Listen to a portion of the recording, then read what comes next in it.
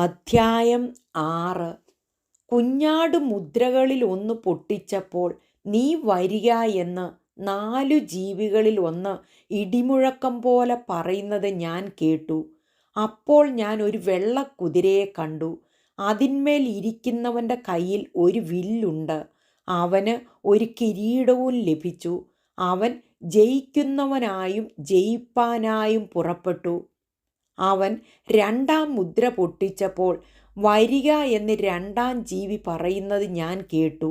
അപ്പോൾ ചുവന്നതായ മറ്റൊരു കുതിര പുറപ്പെട്ടു. അതിൻ്റെ പുറത്തിരിക്കുന്നവന് മനുഷ്യർ അന്യോന്യം കൊല്ലുവാൻ തക്കവണ്ണം ഭൂമിയിൽ നിന്ന് സമാധാനം എടുത്തു കളയേണ്ടതിന് അധികാരം ലഭിച്ചു. ഒരു വലിയ വാളും അവന് കിട്ടി. 3-ാം മുദ്ര പൊട്ടിച്ചപ്പോൾ വരിക എന്ന് 3-ാം ജീവി പറയുന്നത് ഞാൻ കേട്ടു. അപ്പോൾ ഞാൻ ഒരു കറുത്ത കുതിരയെ കണ്ടു. അതിന്മേൽ ഇരിക്കുന്നവൻ ഒരു തുലാസ് കയ്യിൽ പിടിച്ചിരുന്നു. ഒരു പണത്തിന് ഒരിടങ്ങഴി കോതമ്പ്, ഒരു പണത്തിന് 3 ഇടങ്ങഴി യവം.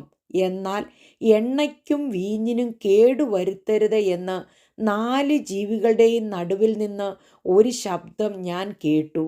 4-ാം മുദ്ര പൊട്ടിച്ചപ്പോൾ വരിക എന്ന് 4-ാം ജീവി പറയുന്നത് ഞാൻ കേട്ടു. അപ്പോൾ ഞാൻ മഞ്ഞ നിറമുള്ള ഒരു കുതിരയെ കണ്ടു.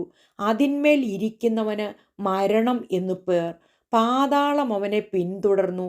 അവർക്ക് വാളുകൊണ്ടും ക്ഷാമം കൊണ്ടും മഹാവ്യാധി കൊണ്ടും ഭൂമിയിലെ കാട്ടുമൃഗങ്ങളെ കൊണ്ടും കൊന്നുകളവാൻ ഭൂമിയുടെ കാലാംശത്തിന്മേൽ അധികാരം ലഭിച്ചു.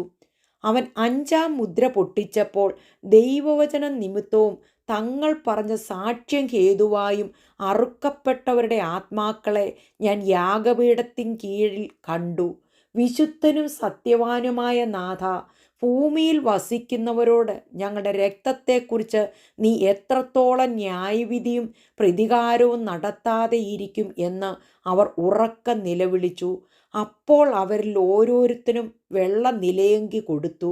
അവരെപ്പോലെ കൊല്ലപ്പെടുവാനിരിക്കുന്ന സഹഭൃത്യന്മാരും സഹോദരന്മാരും വന്നു തികയുവോളം അല്പകാലം കൂടെ സ്വസ്ഥമായി പാർക്കണമെന്ന് അവർക്ക് അരുളപ്പാടുണ്ടായി. 6-ാം മുദ്ര പൊട്ടിച്ചപ്പോൾ വലിയൊരു ഭൂകമ്പമുണ്ടായി. സൂര്യൻ കരിമ്പടം പോലെ കറുത്തു. ചന്ദ്രൻ മുഴുവനും രക്തതുല്യമായി തീർന്നു. അത്തിവൃക്ഷം പെരുങ്കാറ്റുകൊണ്ട് കുലുങ്ങിയിട്ട് കായ് ഉതിർക്കും പോലെ ആകാശത്തിലെ നക്ഷത്രങ്ങൾ ഭൂമിയിൽ വീണു. പുസ്തകച്ചുരുൾ ചുരുട്ടും പോലെ ആകാശം മാറിപ്പോയി. എല്ലാ മലയും ദ്വീപും സ്വസ്ഥാനത്ത് നിന്ന് ഇളകിപ്പോയി. ഭൂമിയിലെ രാജാക്കന്മാരും മഹത്തുക്കളും സഹസ്രാധിപന്മാരും ധനവാന്മാരും ബലവാന്മാരും സകല ദാസനും സ്വതന്ത്രനും ഗുഹകളിലും മലപ്പാറകളിലും ഒളിച്ചും കൊണ്ട് മലകളോടും പാറകളോടും ഞങ്ങളുടെ മേൽ വീഴുവീൻ.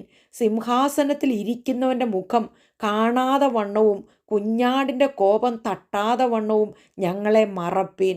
അവരുടെ മഹാകോപദിവസം വന്നു, ആർക്ക് നിൽപ്പാൻ കഴിയും എന്ന് പറഞ്ഞു.